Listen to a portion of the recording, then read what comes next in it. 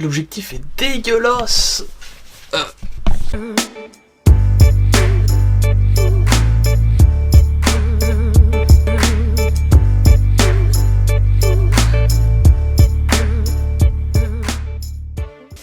Salut à tous les mobers, on se retrouve aujourd'hui pour une nouvelle vidéo. Je vais vous présenter donc les premières pièces que j'ai reçues pour la MBK 51.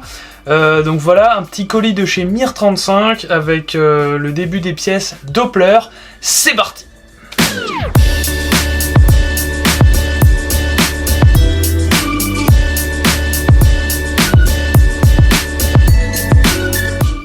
On va commencer du plus petit au plus grand, on va dire ça.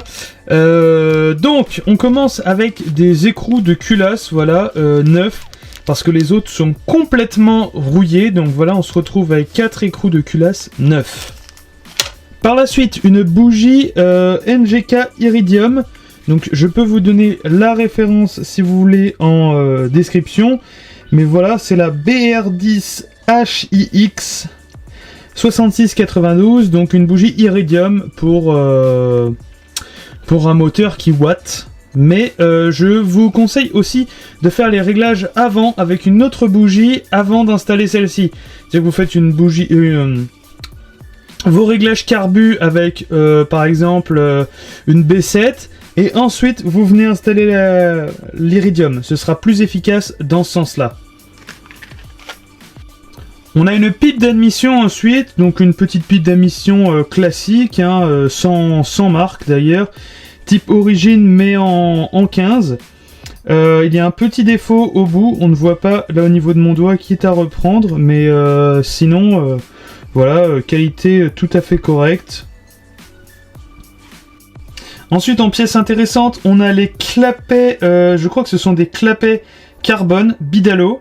Donc voilà, enfin c'est type Bidalo, ce sont des reproductions bien sûr, mais j'ai trouvé ça neuf.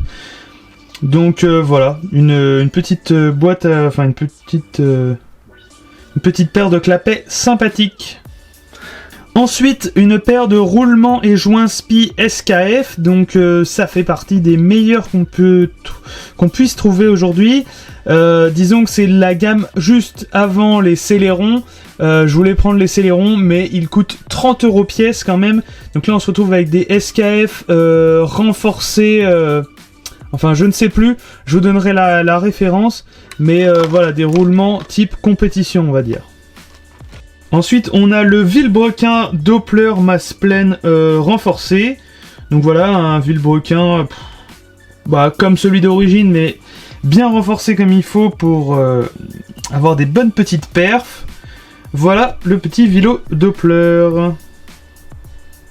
On passe ensuite à la culasse Doppler, donc la culasse Doppler, un modèle surcompressé.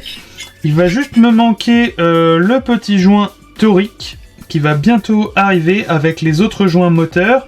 Et donc ça c'est la culasse du kit 50 qui est surcompressée. Et bien sûr il n'y a pas le décompresseur sur le dessus.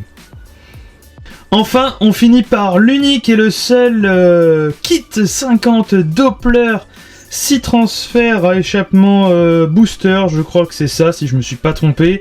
Voilà, donc une pièce plutôt bien conçue. Disons que c'est les seules pièces qui restent à prix abordable de nos jours. Donc voici pour le petit kit 50 Doppler.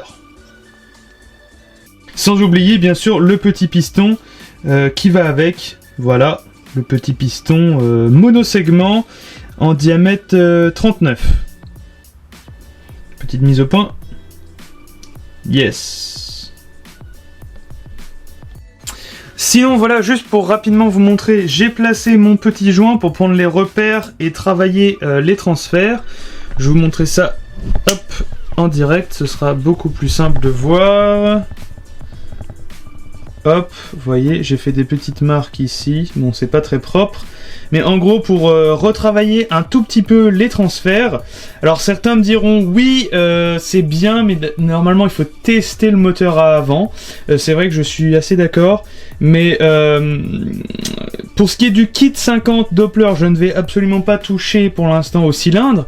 En revanche, je pense que tout le monde sera d'accord qu'un bas moteur, on n'a pas forcément envie de le refaire tous les 4 matins, donc on essaye de faire ça plutôt proprement avant le montage.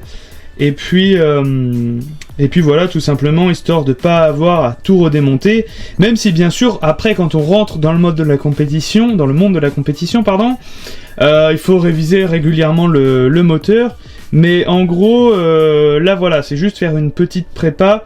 Donc juste reprendre ici et ici. C'est juste aligner les carters, les transferts, pardon, finalement.